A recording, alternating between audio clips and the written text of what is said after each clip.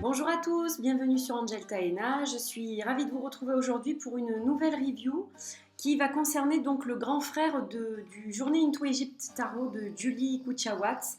Et là, je vais vous présenter aujourd'hui le Mat Tarot de la même auteure. Donc, il y a très peu de vidéos en fait sur internet. Je crois qu'il n'y a qu'une seule personne qui a fait une review. Et si je ne me trompe pas, c'est Chloé McCracken qui a la chaîne Inner Whispers. Voilà, donc je vais faire une review en français. Alors ce tarot, je l'ai cherché pendant très longtemps parce qu'il a déjà une dizaine d'années. Il n'est plus édité donc depuis très longtemps et il a été assez rapidement vendu à l'époque où il est sorti. Et c'est vrai que c'est un tarot que j'ai laissé passer et avec regret car ensuite ça a été très difficile de mettre la main dessus. Ça m'a pris beaucoup de temps parce que je l'ai trouvé seulement cette année. Voilà, après quelques déboires, parce que je l'ai commandé auprès d'un fournisseur Marketplace Amazon.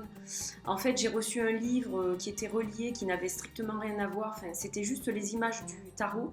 Donc je l'ai bien sûr renvoyé à l'expéditeur et heureusement que j'ai réussi à me faire rembourser parce que c'était quand même une certaine somme. Et j'ai trouvé un gentil petit monsieur au fin fond des États-Unis qui possédait ce tarot et qui me l'a vendu d'occasion. Donc il m'a dit que la boîte était un peu abîmée. Alors vous voyez qu'elle a quelques petits effectivement. Voilà, mais elle est vraiment franchement à peine abîmée pour un tarot qui a 10 ans. Voilà, je la trouve quand même en assez bon état. Hein. Enfin, elle n'est pas déchirée, rien du tout. Donc j'étais plutôt contente en fait. Voilà pour la boîte, hein, rien d'extraordinaire. Donc c'est le même type de boîte que pour le Journey into Egypt Tarot. Et donc là je n'ai pas de guidebook car il n'y a pas de guidebook avec ce tarot. Il en existe un qui n'est plus du tout trouvable, nulle part. Donc je me commanderai certainement l'activity book que j'ai trouvé sur le site lulu.com où apparemment on peut trouver une foule d'informations sur ce tarot parce que j'aimerais bien justement le creuser un petit peu plus parce que celui-ci est aussi beaucoup basé sur l'astrologie, les cycles lunaires et donc par rapport au placement des astres pendant les cycles de la lune. Donc il y a plein de choses intéressantes, il y a beaucoup d'histoires, il est très chargé en histoire celui-ci, vous allez voir aussi. Donc Mat, c'est la déesse de la justice pour les Égyptiens, donc c'est son tarot, mais vous allez voir qu'il y a aussi d'autres choses que l'Égypte dans ce tarot. Il est très beau, il a un petit côté moderne aussi par certains aspects. Il y a certaines cartes que je trouve très modernes pour ce tarot. Voilà, ce ne sont pas celles qui me plaisent le plus, mais je l'adore. Hein. Même s'il y a 2-3 cartes que je n'aime pas vraiment, ce tarot, c'est vraiment un tarot que je voulais. C'est mon tarot, comment dire, c'est mon tarot de collection number one. Quoi. Voilà, je tenais vraiment à ce tarot et je suis ravie de l'avoir trouvé. Donc vous allez voir, il est en super état. Par contre, les cartes, elles étaient neuves. Voilà, donc il n'a pas été beaucoup manipulé. Donc voilà la carte de présentation. Voilà, Julie Kuchawatz, Mat Tarot. Donc déjà, j'adore cette carte, elle est très belle, je trouve. Le dos, donc avec la plume blanche qui représente Mat. Voilà, avec un petit peu comme du papyrus, j'adore. Donc c'est la même qualité de carte que pour le Journey into Egypt. Donc elles sont assez flexibles mais hyper bien plastifiées. Elles ne gardent pas les traces de doigts, rien du tout. Donc c'est de la super qualité. Et puis comme je le disais dans ma précédente vidéo, on ne peut pas, avec des cartes aussi grandes, avoir des cartes plus rigides. Ça serait impossible de les manipuler. Donc je pense que la qualité, elle est juste impeccable pour cette taille-là en fait de cartes. Donc j'ai commencé par les arcanes majeures. Vous allez voir, elles sont ces cartes de toute beauté. Je pense qu'elles font partie des arcanes majeures qui ont ma préférence. Parmi les tarots que j'ai, c'est vrai que celui-ci est quand même extraordinaire. Donc il est quand même basé sur le Rider-Waite, avec donc cet aspect très important sur les phases lunaires, sur les cycles et sur l'astrologie. Donc vous allez voir tout ça. Il y a quelques cartes dont je vous parlerai peut-être un petit peu plus en profondeur. Donc là on va commencer avec le fou, qui est absolument magnifique. Voilà, c'est une de mes cartes de fou préférées. Je le trouve splendide.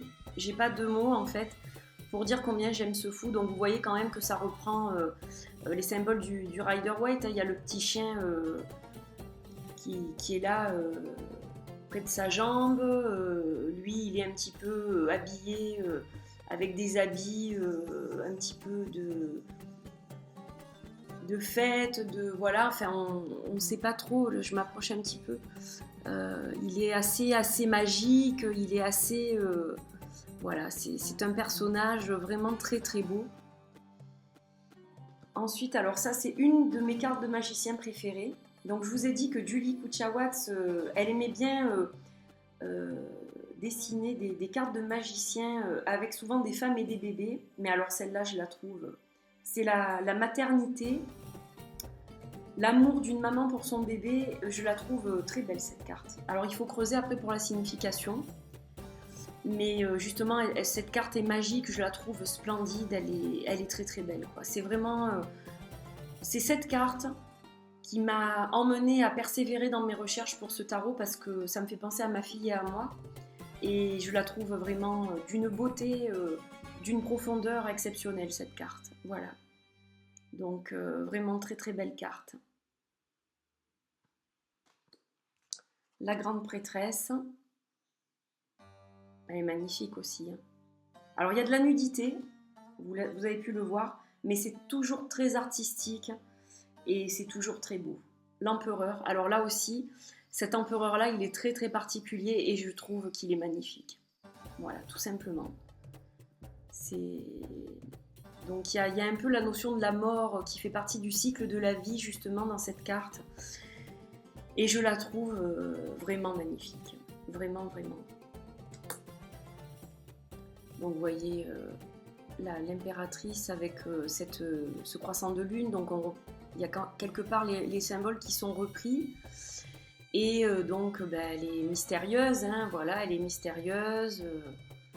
Avec la colombe aussi, c'est la paix, c'est l'amour, c'est la générosité. Enfin, elle est très très belle cette carte aussi, très belle.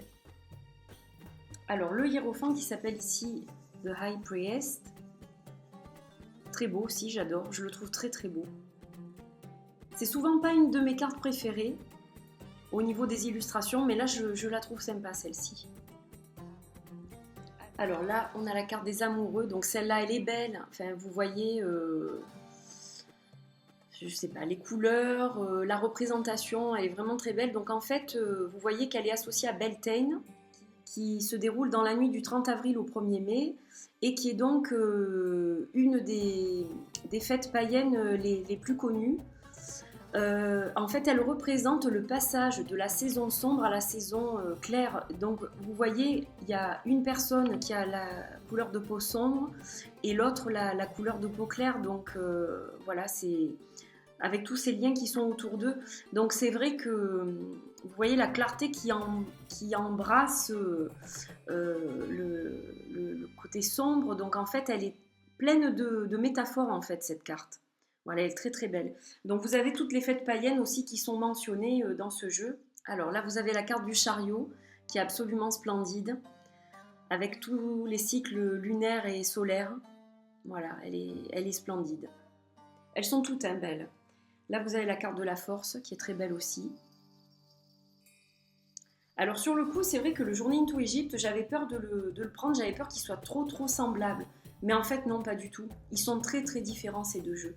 Même s'ils sont tous les deux basés sur les cycles lunaires et l'astrologie, ils sont complètement différents. Donc je ne regrette pas d'avoir les deux parce que ce sont deux magnifiques pièces de collection. Alors voilà l'ermite. Il est juste superbe.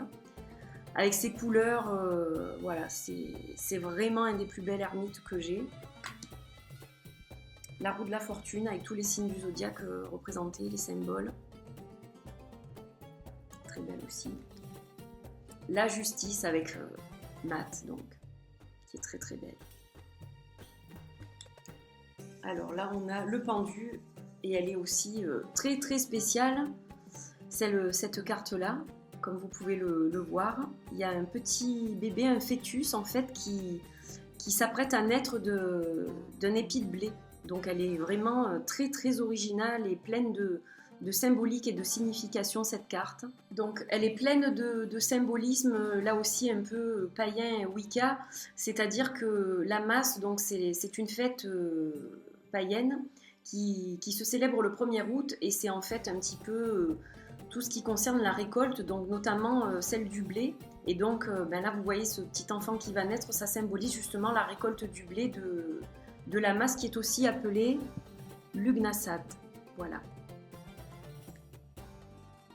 Alors ça c'est la carte de la mort, qui est magnifique aussi, vous voyez, elle est splendide, avec cycle de pleine lune du taureau.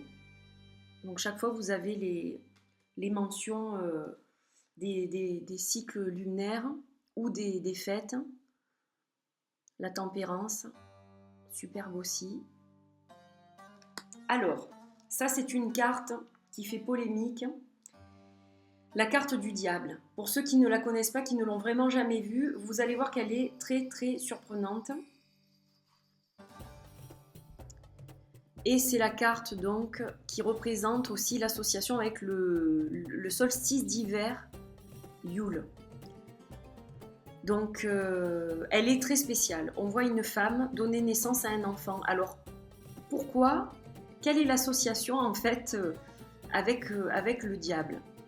Avec la signification de la carte du diable. Donc en fait cette carte elle est pleine de symbolisme, donc c'est déjà une relation de cause à effet. Le fait de voir cette femme accoucher d'un enfant, donc le diable, la cause à effet. Et donc en fait elle est reliée au solstice d'hiver, à Yule, qui était anciennement chez les Germaniques Noël. Et ça représente donc les jours qui rallongent dans l'hémisphère nord. Et en même temps, c'est aussi la terre-mère, Gaïa, qui donne naissance au soleil. Donc voilà pourquoi cette femme donne naissance à un enfant et que vous voyez de la lumière derrière. Elle représente Gaïa qui donne naissance au soleil, tout simplement. Donc voilà ce qui découle de cette carte, entre autres, parce qu'il y a encore d'autres choses aussi. Hein. Alors la tour, magnifique aussi, l'équinoxe d'automne, Mabon, Meibon, l'étoile, magnifique. La lune, avec la 13e pleine lune, là vous voyez qu'il y a plein de personnages à l'intérieur, plein de choses.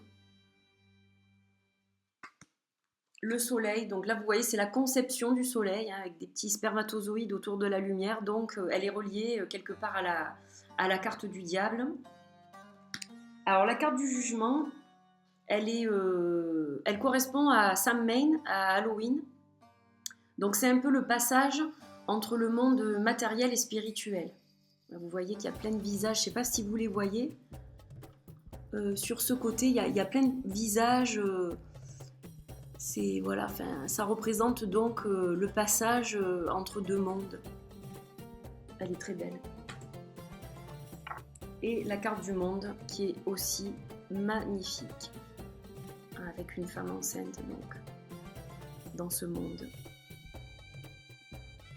Donc voilà pour les arcanes majeurs, vous avez vu qu'ils sont splendides. Et on va passer maintenant donc, alors j'ai classé les cartes comme pour le Journey into Egypt, comme je l'ai reçu.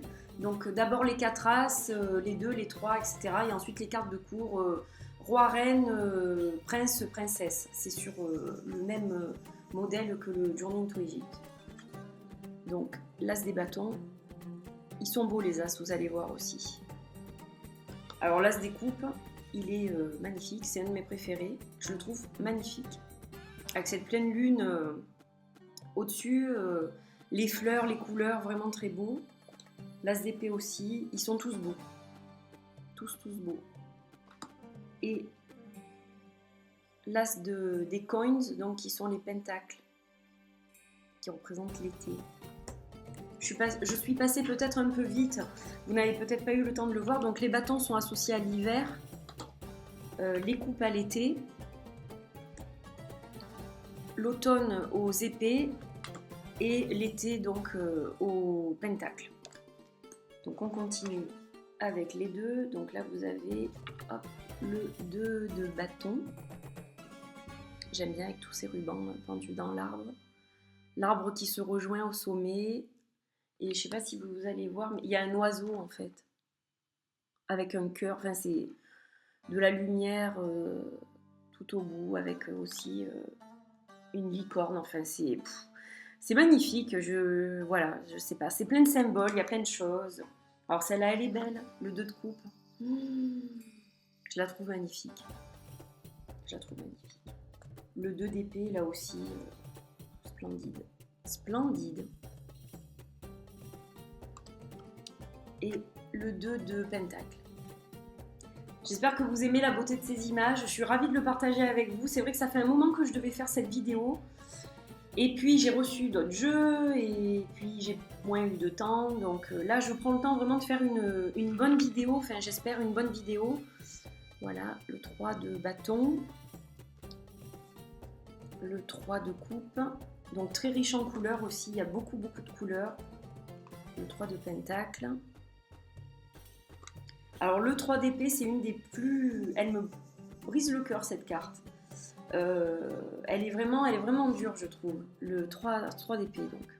Elle fait mal. Alors, on va passer au 4. Donc, le 4 de bâton. Magnifique aussi. 4 de coupe aussi. Elle est très belle. Voilà. Elle s'ennuie un peu, la jeune fille. Pendant que le monsieur dort, elle a l'air de s'ennuyer un petit peu. Et alors, une que j'aime pas trop, c'est celle que j'aime le moins dans tout le jeu. Au niveau du dessin, enfin, je sais pas. Les couleurs sont belles, mais bon, voilà. Le 4 d'épée, j'aime pas trop. La momie, bon, elle se repose, hein, ça c'est sûr. La signification est bonne, mais c'est vrai que j'aime pas trop, cette image. Mais bon, ça enlève rien au jeu. Et le 4 de pentacle. Alors ensuite, les 5, donc 5 de bâton, je fais attention à la lumière, elle brille un peu.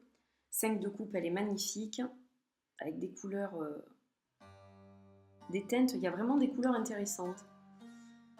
5 d'épée, elles sont vibrantes les couleurs. Et le 5 de pentacle,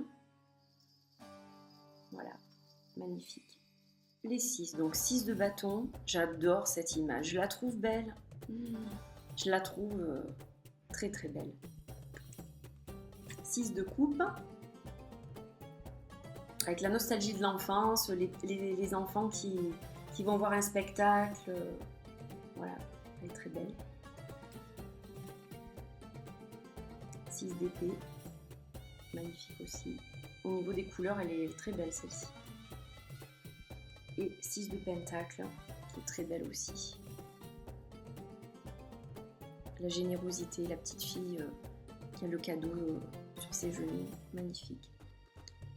7 de bâton. 7 de coupe, alors je ne sais pas si vous vous rappelez, dans le Journey into Egypt, donc il y avait aussi une jeune femme qui était penchée et qui regardait dans l'eau et qui voyait des coupes comme ça, donc elle me fait penser un petit peu à l'autre, mais elles sont quand même différentes. Elle est très belle aussi celle-ci. Et le 7 de pentacle.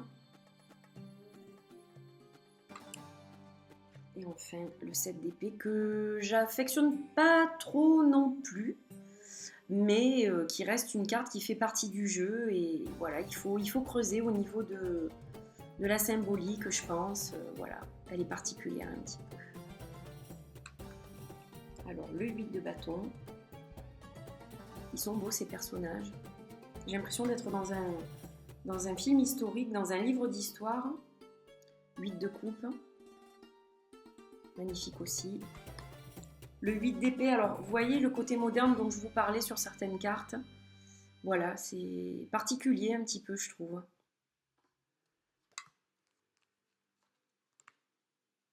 Et 8 de pentacle. Le 9 de bâton. J'adore cette carte. Le 9 de pentacle, j'adore cette carte.